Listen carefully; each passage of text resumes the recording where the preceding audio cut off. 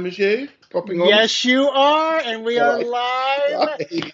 Hello, everybody, and Hello. welcome to Ritchie and Mitchie. And yes, we both have the same last name, but he has an E and I don't. So I, there are already a bunch of people here in the chat room. So Ritchie, Longman Tarot, introduce yourself. Who are you? How are you? Where are you?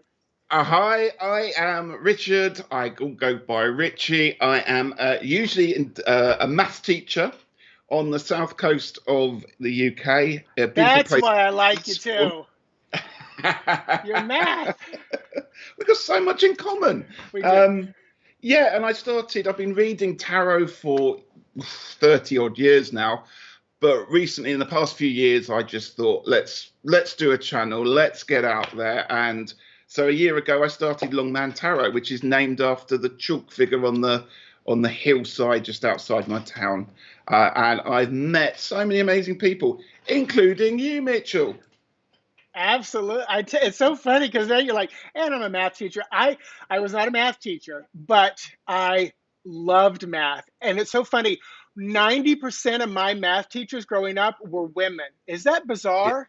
Yeah, Literally, yeah, I cannot remember a single male math teacher, and maybe I blocked them out, but I love their, well, I'll put it in kind of, binary terms. I love their masculine and feminine because for me, math is yeah. very like masculine energy. It was growing up. Everything's changed for me now, but their sense of humor was wicked. Oh my God. Miss Morrison, every day at the end of the class, she would say, and this was 35 years ago, she would say, and remember, kids, life is not a whole number. And I would just walk out of the classroom going, what is she talking about? And I'll never forget when she said, today we're going to talk about different bases. And I'm like, I'm sorry, what are you talking about? Because I just thought everything's base 10 or whatever Yeah. it's called, So, yeah. So, my name is Mitch Osborn, if you don't know me, and I'm glad you're here with Ritchie and Mitchie. And my Oh, full time career is in health and fitness. I've been teaching Les Mills programs forever, 32 years. I'm a fitness manager, and then I do this work nights and weekends, animal communication, tarot reading, Lenormand, mindfulness transformation, which usually brings in EFT, EMT, hypnosis, and all that good stuff. So I have a full toolbox, and I balance well because I'm a Pisces, so I have to balance well or else out. And I haven't. We made a joke about liquor earlier, and then I have no problem making jokes about that. But I've been sober for 32 years, so well done. the Pisces in me. Yeah, it was. Yeah. If you're a water sign, you probably know what I'm talking about. Well, I'm So, Taurian, and I'm a foodie. Typical Taurian, I am. So oh, there you go. slap bang in the middle of Taurus season. Couldn't get Yeah, more bullish if I tried. I'm a pie baby, so 3.14. So Ah, you'll get it. yeah, I And got and that. just and do you know whose famous birthday? Who I'm born on the same day? I can't remember. He had wild crazy gray hair. Einstein. Yes. That's it. Yeah. I'm just saying. I'm just saying. Me and Einstein share the same birthday. And he was very intuitive. Do you know that and this is something that gave me like confidence to step into a lot of this stuff. He would sit in a chair, know the theory that he knew was true, but couldn't get there. And he would Mm. put a ball in his hand and he would have like metal plates next to him. And he would hold the hand and the ball over the plates. And he would just lay there and kind of meditate. And as he fell asleep, thinking about his issue, his hand would release, the ball would drop, and he would wake him up. And he was basically dropping into an alpha, Mm. theta state of brain waves, finding his solutions almost a hypnotic place. So fun stuff. Good stuff to know. So who can you see the chat room? Who's I out can see there? a few people, some very familiar people in here, I can tell you. Scott, Gerald. Hey everybody. Hi, Mitchie and Richie, Blue Crescent. And Deanne. Ursi. Deanne's here, I think. And Orshi, hello. She loves maths as well. Now I thought Scott, didn't I make you a mod? Because I don't see any Oh, mods in here. Um, Scott, I'm going to add you as a mod if you're okay with that. just in case. Yeah, just in case we got some crazy. And if anybody else wants to step up that we know, maybe Nancy will show up. Fabulous. Nancy's been my kick butt mod. That's nice. The notification just went out. Oh, we're still in the shadow of Mercury retrograde, so maybe there's a little bit of that. That'll be that then. Did you have any fun times during Mercury retrograde? Any issues? No, but I had the full moon recently was a big. I always feel really exhausted. It should be a lovely transition full of energy. No, I feel like I need to crawl under a stone sometimes, and it was it was a bit frenetic, a bit fraught, but yeah, that the day after the Friday, and as as an empath and also someone who went through 9 years ago, 9 years, like 35 years ago of depression, the tools I have, like, okay, I feel this emotion, it's part of me, I honor you, and there's my standard. If you're my stuff, then I know I can work through it. Show me how to do it. If you're not my stuff, then I release you back for love and kindness to whoever stuff that I attracted. And usually I can get over it. But and then I also remember, it's a full moon, so I'm probably picking up on a little bit of that, but also maybe other people's stuff. And there's still solstice stuff going around as well. Oh, that's right. That's right. So Scott, you're officially, you are no longer a virgin. You're a moderator. Ooh. It just means you have to be tough. Yeah. Don't take no nonsense. So, all right. So I watched you on Tarot-thon, and you talked about theater, and I was like, oh, another thespian. And then I discovered you're Osborn, so we're probably related somehow. Probably going back. My dad's side is Moore, Moore, and Osborn. So that's pretty British, right? Ooh. Yeah, and actually my relatives come from America, so too funny. And my mom prayed for, both my brothers are dark hair, dark eyes, and my mom prayed for a red-headed, freckle-faced, green-eyed boy. And my beard was red. My hair was, brownish, and in the summer you could see red highlights, but my beard was red. Didn't know that till I was 29, when I had to grow it out for Fiddler on the Roof in college, because the director said, men do not shave until this production's over with.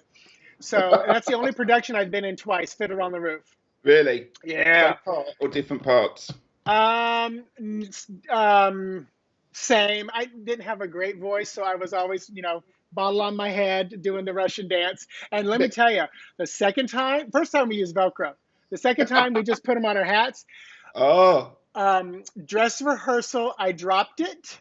Then I never dropped it again. And the old saying about, like good, horrible dress rehearsal, good production. So I don't know how I did it. Love it. I've never done Fiddler on the Roof.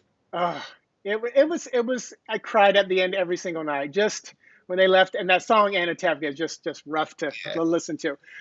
But I am like a Jewish woman magnet. I don't know what it is. I swear my grandfather, who was born in Russia, his last name was Legant, which is French, but he was actually German. And he went to Chicago in the late 20s, early 30s. He might have been getting out of what was becoming a horrible environment over there. And he slowly brought his relatives. And he might have been Jewish. I don't know. You never know. But anyway, so saw you on Tarot-thon, knew you were a thespian, and you spoke of breaking the fourth wall. And this is how I've picked people. One statement, and then I'm like, I'm going with that. So I emailed you. I said, let's do something with that. So first of all, what's like your theater background and acting, and what have you done, or what do you do, or where are you connected? I think I pretty much, not to blow my own trumpet, but if you're not going to blow it, no one's going to blow it. There you go. I think I pretty much done all the jobs in the theatre, apart from, I think I've pretty much done them all. I've always been interested in amateur theatre when I was growing up. I would have a toy theatre and move stuff around with that. As soon as I could, I joined an amateur group. I studied drama at school and then at college, and then I finally moved on to university to study film and drama, where I majored in the drama side of it all. So I did 3 years there. It wasn't an acting course, it was much more analytical theory kind of side of it all. But we did have to do performances, which of course threw myself into 100% and sort of made sure I got a good role in that one. And then when I finished university, I came back to Eastbourne, and we're lucky we have 3 theatres here, which is amazing for the size of the town. Wow. And I managed to get a job working backstage in the theatre, where I sort of stayed backstage doing scenery with the get-ins and get-ups, because we have weekly rep coming in. Got to know the crew, got to know and work on some really big shows, because the 3 theatres we have, one's a small Victorian playhouse, the other one's a massive 2,000-seater that takes a lot of big musicals from London that are touring around. So there's a lot of variety of stuff. And then I went to work front of house, which, if you're not sure, people don't know what that means. It means the public side of it all. So greeting the public, health and safety, ordering the food and the ice creams and stuff, and being there when the public's in to make sure that they're all comfortable and safe, and then locking up at the end of the evening. And then after that, I decided I was going to go and do some directing for the amateur groups around here. So I've done a lot of musicals. I've done a lot of plays. I've done Gilbert and Sullivan, some of my favourites. I think I've pretty much directed every single Gilbert and Sullivan now. Wow. So I think I've done it all. I've designed for them. I've built scenery, done the costumes, even the makeup. Wow, you have done it all. And Yeah. I think Tarot Stash, that's Gerald, right? Gerald Yeah, said, it is. "Do you see this theater ghost?" So when you locked up, how was that? And tell him, why is there always a light left on the stage? So there's a ghost light that when the theatre is dark, which means there's nothing going on, people will leave a light on there, and it's just a light in the middle of the stage. Basically, I suppose it's actually for health and safety. So if anyone does come in the building, they don't have to fumble for light switches. There is a little bit of light there, but it's the idea that the show's going to come back and that, you know, there's still life in the building. Yeah. And actually, during the pandemic in London, there were some fantastic photographs out there of all the West End venues with their ghost light on the stage. Oh, I just got to Google it too, because it was. I got cold chills. Amazing. Yeah, but I did see a ghost, and I've spoken to Gerald on his channel about it. Okay, good. So he's prompting you. I love it. Yeah. When we, you know, and I, so, you know, I grew up in a family business. We had a marina and a motorcycle dealership in Central Florida. We lived on this beautiful chain of lakes where Cypress Gardens was. It's now Legoland. But, Oh, wow. you know, I, you know, as a kid, I would, you know, when we had parties, I was always, you know, it was funny because as a child, I would mimic commercials later, which is what I did a lot of, was commercial work. But, you know, I would do the commercials in a funny voice or something. I did little puppet shows, but I was always entertaining. And I, you know, it was always my, you know, if I ever got into a conflict or something, humor got me out of it. So I became really good about that. And it just was my nature. And I was, you know, I was the obese kid between 2 skinny athletic brothers, closeted gay, blah, blah, blah, all that good stuff, you know. But I love everything I was. I love it because it made me who I am. And at 27, you know, 21, I started, you know, getting into theater late in life. So I got involved in the community theater, the community college and community theater. 27, I dove into the Nazarene Church, and it was an amazing experience, but a painful one. And I went to a Nazarene Christian conservative liberal arts university and got my drama to BA in drama. We couldn't even call it theater because theater was a bad thing for the Nazarenes because we didn't go to theaters. No. Especially movies.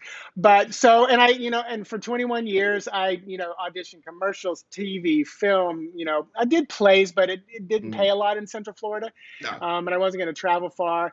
And I still had my family business that I was connected with. But so for Central Florida, and it was just one of those things where I had a good time, but you know, I was personal training, teaching group fitness, you know, doing 5 jobs just to barely make ends meet kind of a thing. And when I came back in 1995 to Central Florida, Sac Theater is a huge improv theater in Central Florida. And they've been around for years. They started in Epcot and Disney and then created their own theater. And I went there, trained, did everything. And when I was in college, I remember saying, oh, I don't do improv. I need a script. And I got on stage one time for improv, and I was like, as they told what the scene or the game was going to be, that's usually when I learned what I was supposed to do. So I was the fool. I was literally stepping off the cliff. And came home, went through all the training, got tired of driving an hour back and forth. And I said, I'm going to create my own Sac Theater. So in 1998, I created a tiny little 40-seat theater.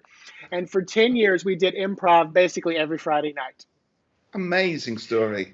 And it was volunteer. We did some, when we got corporate gigs, we got paid and stuff like that. But I taught it to teens. I taught it to adults.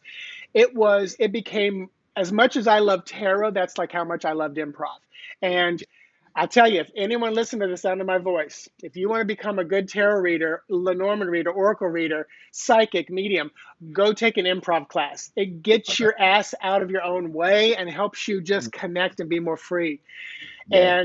And I swear, I look back and I swear I would embody characters on stage. Like, Yes. and I look back as I started studying all things psychic and metaphysical and stuff.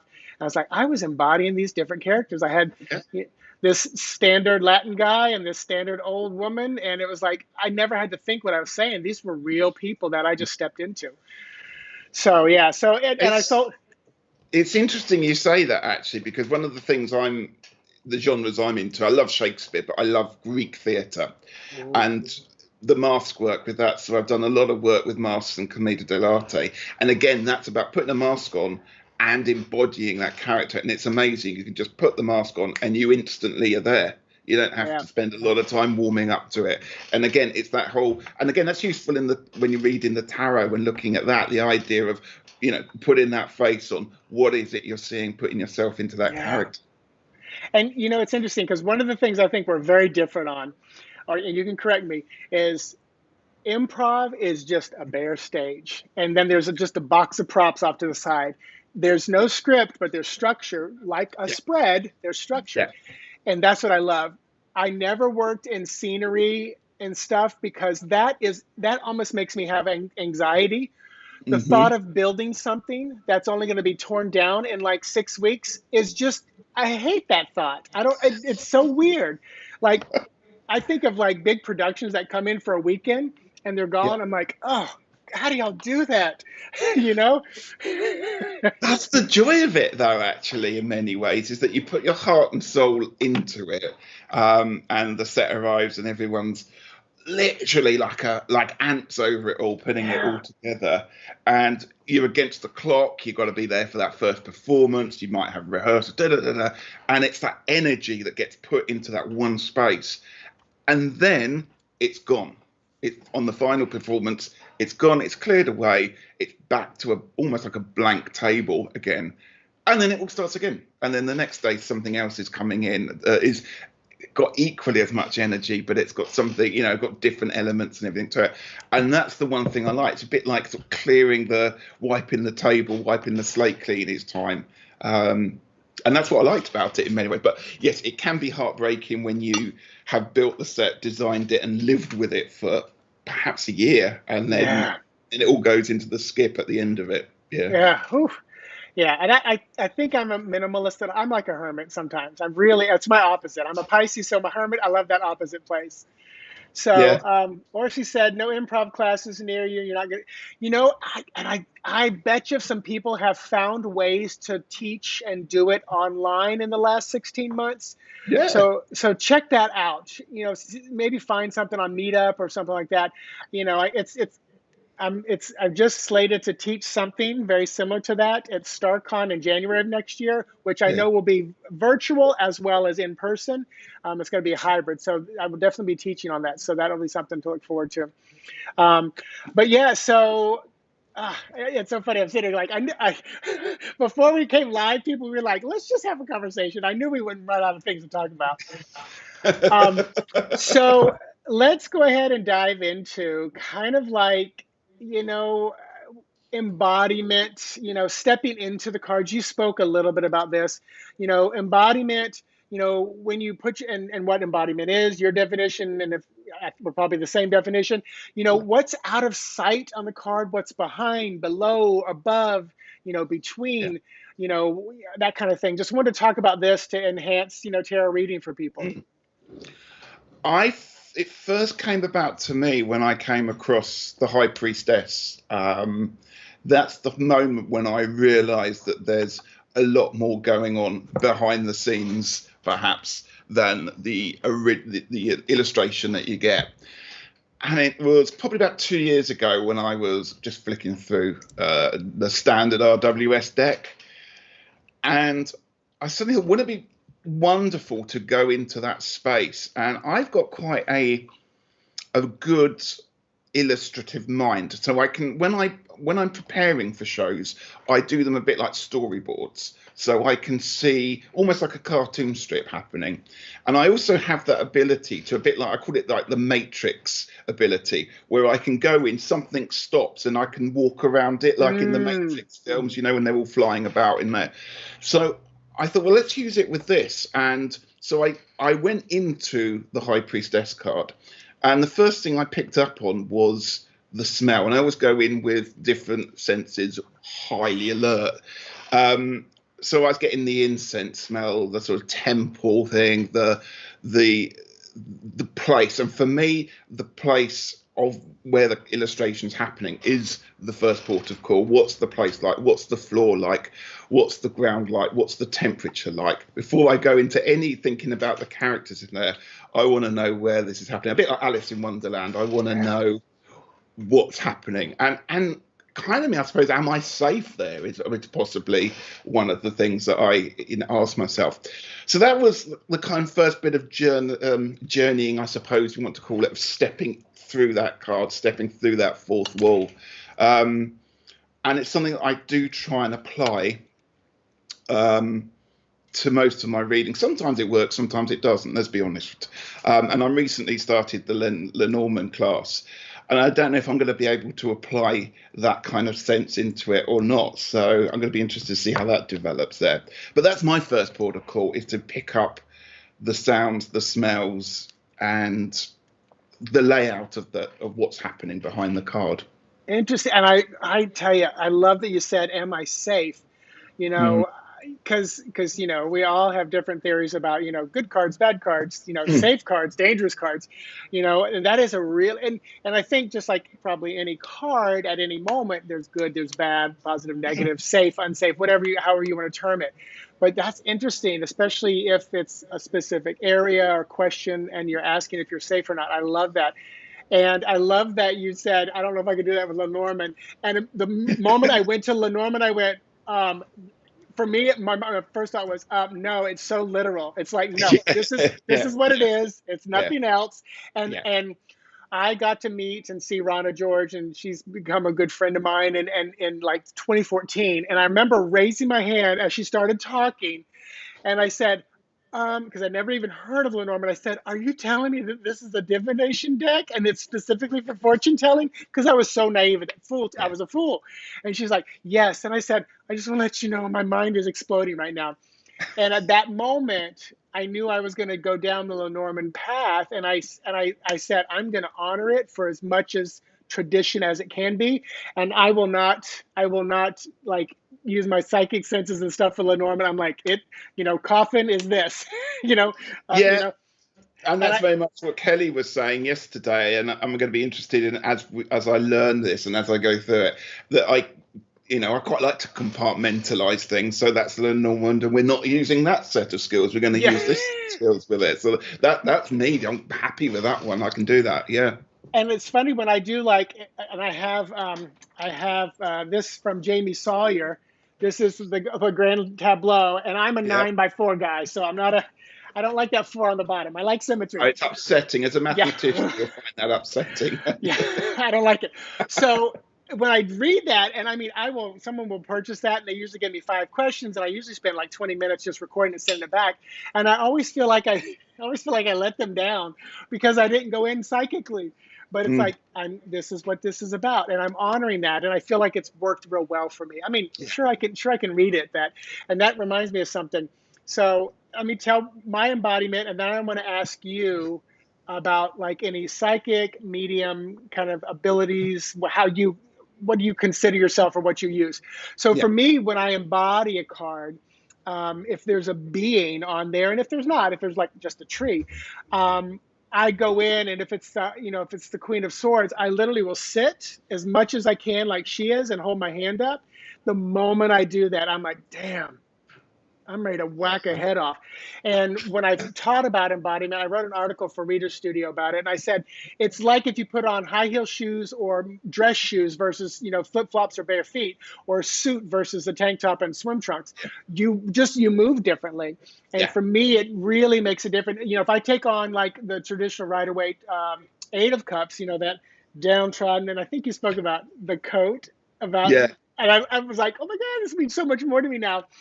And it's just a different feeling, and I immediately read that card differently. Yeah. And then I love when I do like live readings with my friend V, and I'll pick a different deck. I'm usually Rider-Waite based kind of deck, but I'm like, okay, traditionally blah blah blah blah blah, but now this card, like Five of Coins, this woman is in her car with her dogs heading to the beach, about to have a great day, and that is not Five of Coins. No. But it's like, this is when I step into this card right here, right now, this is where it is. So yeah, so that's where I usually step in. But I love that. Am I safe? Yeah. Am I safe? Yeah. Are the people around me safe if I'm the Queen of? Exactly. Not if you've got a sword in your hand. Yeah. Yeah. It's interesting as well. It's the whole thing about, I always feel like I'm going up, not only to take them on, but also to have that conversation with. I've already mentioned about sort of that Alice in Wonderland kind of analogy. And again, it's that energy that everyone gives off, doesn't it? You can walk into a room of people and you instantly know who you're going to get on with and who might best to avoid, And it's the same with that sometimes with the cards and the atmosphere that comes with them. So it's interesting you talked about the Ten of Wands. Sometimes, I see that card and I'm in there and it's like, oh, you poor soul, let me give you a hand. And other times it's, no, I'm just going to watch you struggle up that hill a little bit, and I might offer you a drink, or there might be something about it, again, depending on the deck that you've got and the images that are coming through. But there might be times you're like, no, I'm just going to see where your path is going. And that's a lesson and perhaps a journey that this character might need to take on their own. Yeah. It's something I often talk about. One of my friends, she was my teacher years ago, then she became like an equal. Now she's actually been a client, but she's always said to me, Mitch, your superpower is that you don't give a shit, and you don't, because I remember when I was in therapy years ago, one of the final years trying to get through my life and become an adult, I looked at the therapist and I said, am I just a cold, callous son of a bitch? And she was like, no, you're not, because I am empathic, but when I'm done with the reading, I go lay my head down. Maybe 3 times in the last 12 years of reading do I carry a client with me beyond the time that we're done. And I know a lot of people, that's where they struggle, because they carry the energy of the client with them. And like she said, she goes, that's your superpower. I'm like, well, I'll take it, because I know when I have carried it, or when people close to me, like my husband or family, and I've carried their energy with me, or at work, it's painful. And I can only imagine, like, as a, carrying that. So what do you do? Psychic, medium? Do you connect any of that to tarot? Do you label, or? I try and keep open-minded. I mean, I'm still, I have to say, on the pathway of discovery. Having started the channel, I'm using tarot and oracle more on an everyday basis than I've ever done it before in my life. And so there are things that are coming along that I go, oh, that surprises me, or that is, oh, that's something I'd like to explore. So I really wouldn't know what I would call to wrap it all up. I just know that I get overwhelming senses. I see colours quite a lot. Particular senses to do with parts of my body might start to tingle or burn or itch or something like that. So I wish I could answer that with a straight answer, but it's kind of developing, I can see. Don't think particularly psychic, as in that part of it all, but I'm open to anything. Who knows what will come along? So never say never. Yeah. And oh my gosh, Essene 818, is that Kim? No. I can't remember your name. Remind me your name, because you're an admin on me. But yes, it can be hard to disconnect for sure. Now, Yeah. Gerald, you said the water sign's ability to disconnect. Tell me why you say that, because I know a lot of people would say the exact opposite, like more water signs are more emotional, more empathic, and harder to disconnect. But I'd love to know why you say that, because I feel the air signs are the ones that are the least connected, but I'd love to know why you say that. So, this is Scott. I was working on empath video right now, and one that focuses in the carrying of the energy. Got it. Yeah. Isn't it weird that sometimes you can get stuff that you can't shake? And I went to a stone circle 3-4 weeks ago, and I've done videos and talked about this since. And when I came back, I just had this memory, this trigger that wouldn't go away from me. Eventually, it's going, but it's not gone, I have to say, about this feeling and the history of it. And I've never had that happen before. So again, new things are happening all the time. But yeah, it's the first time I've literally woken up thinking about something days after I've experienced it. So yeah, it's also my teacher who said the superpower thing. We and I'm not sharing personal information, so I don't mind sharing. We went in and did some clearing stuff, a little more hypnotic kind of work, and there was something there. And I've in my training, we work with entities of all kinds, and it was interesting because that entity, I laid my head down, like 8 hours later that night, and I'm like, that is still here, and I had to. And this is the polite person in me. This is like, listen, you energy, that you're not mine, you're hers. I really you're not mine, so I need you to go. If you don't go, I'm gonna take, and then like an hour later, I'm still feeling it there. I'm like, okay, now, I've given you 2 chances to get out of here. Now I'm telling you to be gone. yeah. We are done with you. Go have a beautiful existence, run to the light, find your way somewhere else. And I literally had to send it. But it was interesting because it was very much an attachment to that person. And because I was there working, and it wasn't scary, but thank goodness I had the training I had, because it was right there. I was going to ask you, have you ever had an experience, or what was the most scariest experience you may have had like that, where you just thought, oh, don't want to repeat that again? Has that ever happened to you? So I would think it's when I was still living alone. And this could be the superpower.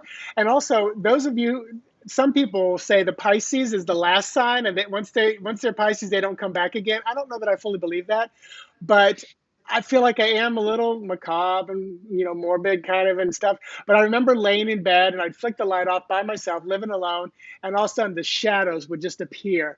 And I'd be like, listen, I know I'm connecting to y'all, but don't do it at midnight when I'm laying down by myself. You can come to me during the day. It's not a rule that you can only come at the thinning of the veil. So I would literally say, and so I don't know. I could have, because I worked through a lot of those fears when I was younger, and I would lay down and I'd look in the closet, and I would feel like there's something looking back at me, and I would be fearful, but part of me also wanted to get up and walk into the closet and see what was in there. So there was a little bit of curiosity, but Yeah. every once in a while, dreams probably where it's so real. One time I was pinned down in my bed, and I was staring at what I thought was the devil silhouette at the end of my bed. And I was trying to scream to my family who lived in the house next door. Years later, I realized that what I was looking at was myself. Right. It wasn't the devil. And which is just so powerful when you think about even tarot now. It was just my higher self trying to connect to me. But I was so terrified of it because I didn't even know it. I didn't even know me. So that was probably it. No, not with people. Like I can walk through a ghost house and stuff like that. I don't antagonize shit either. No, exactly. Don't go looking for it, stirring it up. But yeah. How about you? Anything spooky, scary, crazy? I'm trying to think. I don't think. I mean, at the time, whenever something may have happened, it makes you go, ooh, I always get the heebie-jeebies about that. But nothing that I can... Now I think anything that happened to me, I would be much more controlled and a bit like you, suggesting, okay, don't need you now, it's time to move on. Yeah, that's right. But again, I wouldn't go looking for it. I wouldn't go antagonizing or perhaps asking for anything to step forward. Let's put it that way. Yeah. So it's funny you said like the heebie-jeebies, and anytime someone talks to me, because people will email me, it's like, there's something going on in my house. I said, first of all, just like the movie Monsters, when you fear it, it's gonna, I don't like the word feed off of your fear, but for the way I work energy-wise, the moment fear comes in, your vibration drops. Yes. And often that's where that stuff can vibrate better with. I think when we get the heebie-jeebies, I usually feel like we've stepped into a place where there's a rise in vibration, and it's unfamiliar. And we can adjust to it. And obviously it works the opposite way, I feel as well. We walk in and we're like, this does not feel right. And you're like, this is bad, dense. Dense is what I would use. High versus dense vibration is what I say. And, just I every morning, my thing is, that I can resonate, operate, and vibrate at the highest frequency of that divine source, that pure white light, love, God, goddess energy that I can. So that's where I work. And, it's not that I can't work, but if I'm going to deal with a person and they've got like an entity or something that's darker and heavier, I'm typically talking to like what I would call like a translator or like, like a go-between, like my gatekeeper who's working with it, because it's like I'm not going to go down to that place. Been there, done that, probably, I guess, maybe, I don't know. But I also feel like that's where my calling is. Like that's, it's like, we're in Pride Month, and I've never been one that gets in the parade and waves the flag. But I know that all I do in my every day-to-day life and my work, I come in and I talk about my weekend with my husband, and I have for 14 years. I feel like that does as much good to those sitting around me, because they're not going to show up at a pride parade and stuff like that. So it's like, that's my modus operandum. Is that what you call it? Absolutely. Get that. Yeah. So where are we on time? So we got a little bit of time left. So we've talked a little bit about, kind of stepping in, breaking that fourth wall, and just going to touch on, we were talking earlier, we made the joke like, in the good old days before we had this deck, the Tarot of the New Vision, which you can see, this is behind this. This is what the Fool looks like behind. So looking from the Fool forward, you can see there's like, and this is just the cover. You can see there's a volcano. Here's the back of the Magician. Now this one always freaked me out. I'm like, oh my gosh, the monkey is really in charge. He's pulling the strings. Yeah. But I also realized like kind of the trickster, the monkey that would rob everybody while they were watching the Magician. And then these two decks, which Corinne Kenner, Corinne Kenner and it's two other people, so I thought it was the same person. But the after tarot, what happens immediately after, and you can see the author and artist, and the before tarot, and then. And dun dun dun. This one is mind blowing. The in between. People, if you don't know this, just go to okay, I'm trying to remember. Oh my gosh, we text each other all the time, and I can't remember her name right now. Janine Worthington. The font was, I couldn't read the font. It is, I can see that. But it's very cryptic. But these decks kind of help us do some of the things that we've been talking about, like, embody what's before, what's after. And if you peruse these decks and look at what comes before, what comes after, boy, it tells you, I think it can enhance your readings. Yeah. I love the idea of this. Again, the theatricality of the deck. It's almost like the curtains down, and then you turning over the card, the lights come on, and there it is, the pose, the tableau, whatever it is there. and you don't see, the monkey in the background, or the stage crew scrabbling, or the next thing getting organized, ready to go on. And I love the fact that it's that calm, tranquil, let's enjoy this pageant for what it is.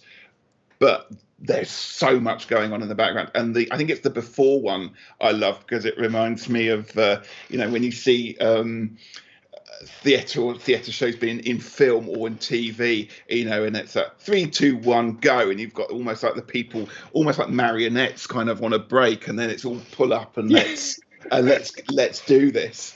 And I think that's a really important thing to take with the tarot, is that sometimes it is about that performance, it is about that ritual, it is about that situation of the now. And that this thing is something that has an energy that flows through it in itself, and there are start points, and there are times when perhaps if you can't read that card, or that that it's just not coming together, it could well be that we're at one of these, it hasn't quite started yet, or perhaps we're too late to it, perhaps it's already been, the carnival's moved on, I don't know. Yeah.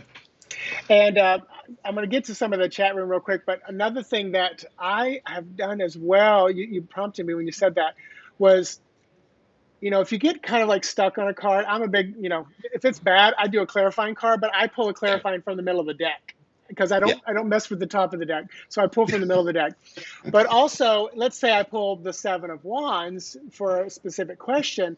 I'll say, okay, so here's the 7 of Wands. There's a big surprise. I said, you know what, where you just came from? You just came from this beautiful party and celebration. And now it's like, how many of us have had a beautiful celebration, birthday party? We get in our cars and we cry. We get in our cars and drive home and cry all the way home, because we're going home to an empty house. It's like we have all this love around us, and then it's like, this is the surprise that comes after. Yeah. So a lot of times the before and after is just what happened right before you. What was the card right before you? You know? What was right before the 3 of coins? The 2 of coins. You're juggling shit, and then finally you're getting, you're like, where do I start at? Where do I start my day? Oh, here, because here comes the boss. Here comes the boss, and they're going to criticize me, and I don't want them to think I'm lazy, which is the next card. So let's see. Lori knew this was going. Never knew there was a go-between. How interesting. Okay, I think we're talking about, because Gerald was talking about like a go-between, the translator type thing. Yeah, okay. And gatekeeper is a really cool thing, that a term I've heard and used. So Scott, I have over 50 plus unboxing videos, and I think I did all 4 of the ones I showed today. So if you go to my playlist, you can find them there as well.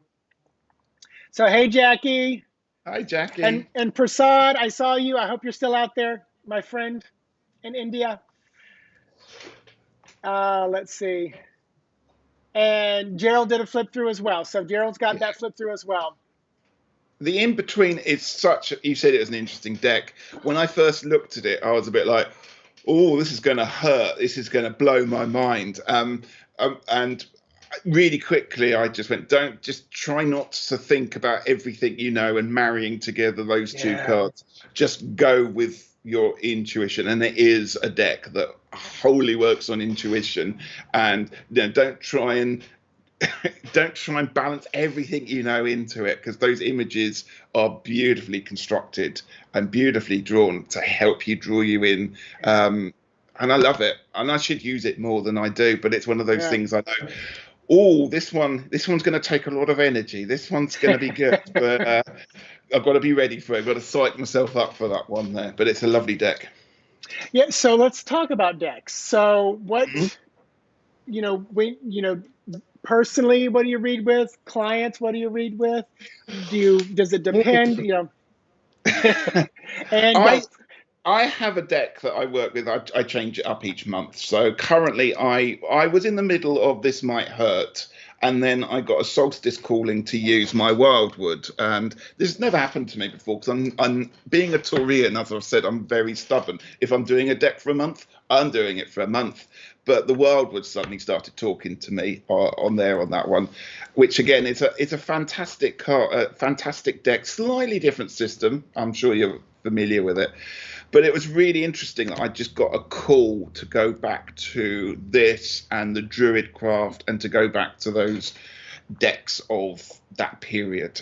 So that's kind of what I'm using. But I've also got, I also know that it's moved on now, and I'm going to be looking at the Broken Mirror. That's my next deck that I've got a new copy of, got through Kickstarter. I'm not familiar with that one.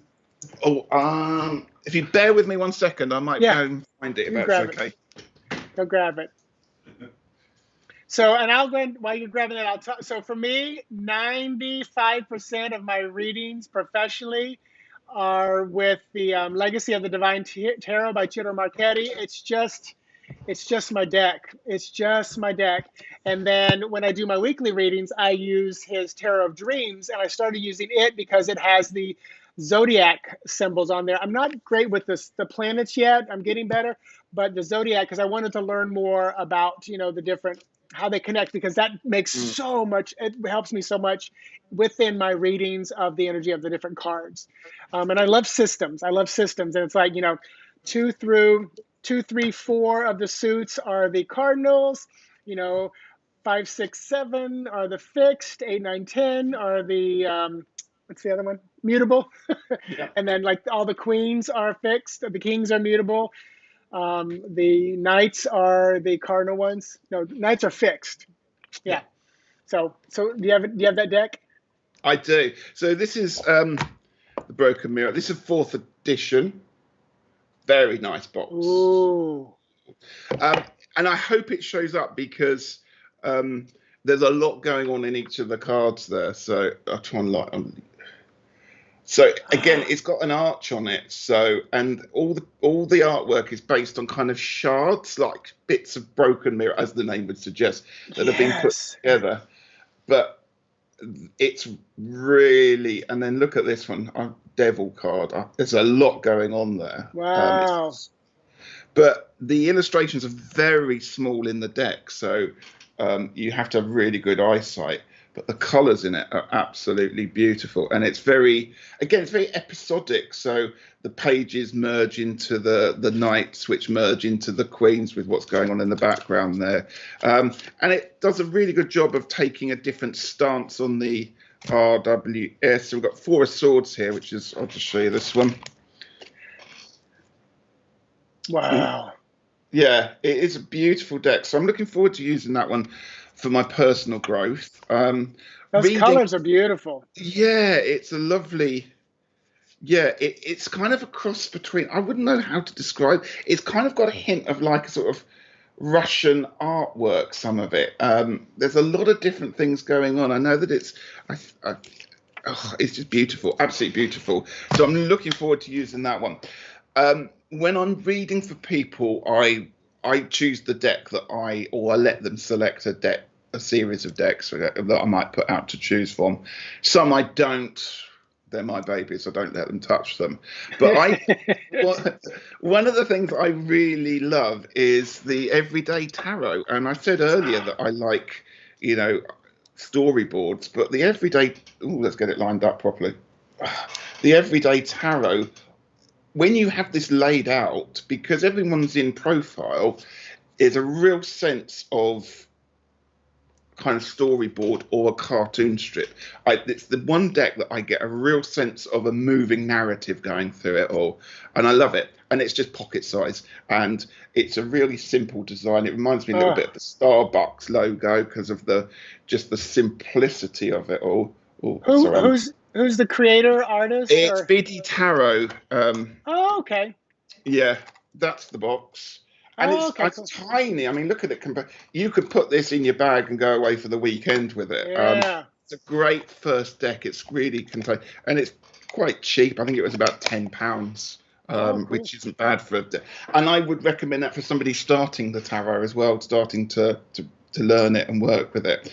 So that's the kind of thing I would do. And then depending on the kind of mood I'm in, depending on the kind of reading we would do, the amount of time, to be honest with you, that I might be devoting to it, it depends. I've got some decks, like I said, that only I touch. So They're my- Scott of Scorpio Moon Tarot says, "What do you mean? Our Taurus is stubborn?" So Hell yeah. Hell yeah, and jealous. No one's having my decks. I'm Pisces Sun, and I'm like a real true Pisces, but I'm Leo rising, so I have no problem getting on stage. My hair for the public needs to be big. At home, I don't care what my hair looks like. And then I'm a Capricorn moon, so I've got the Oh, stubbornness usually at home. So I'm very, very balanced. And then my husband is Libra Sun, Libra rising, Gemini moon. So there's all my air. I mean, there's yeah. air in my chart elsewhere, but he's so yeah, it's an interesting combo here. So let's see, Prasad. I love the key card and book card from Lenore. Yes, yeah, you did spell it correctly.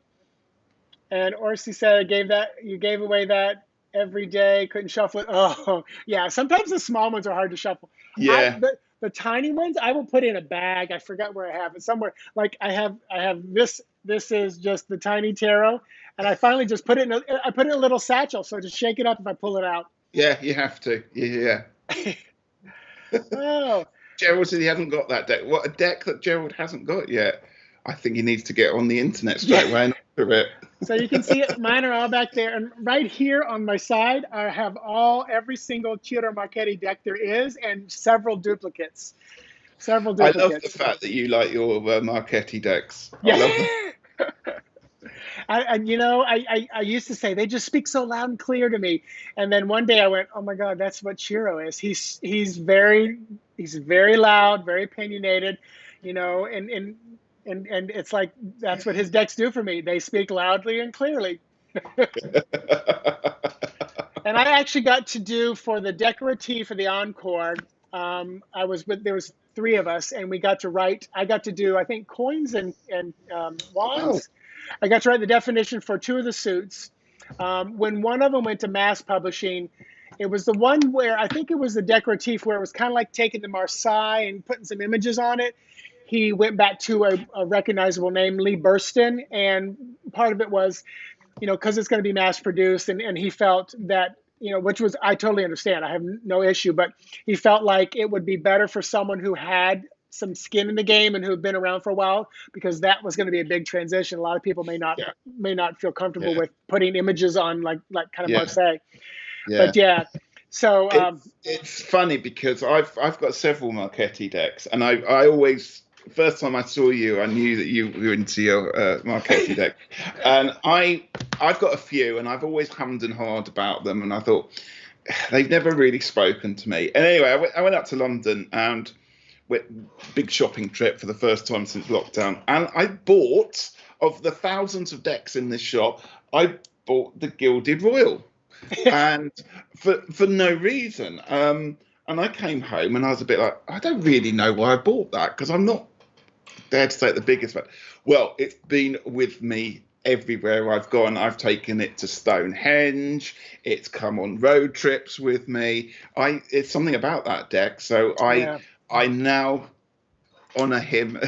There's something there. So I'm fully a big fan. Well, and he's fellow Brit, so yeah.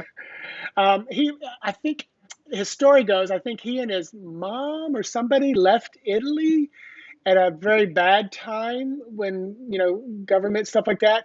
But it was a very young age, because he actually went to high school with David Bowie. I think that's how you pronounce it. Yeah. Because he was a classmate of his. He would always say the different name that he had. So, Hey, Maddie, good to see you.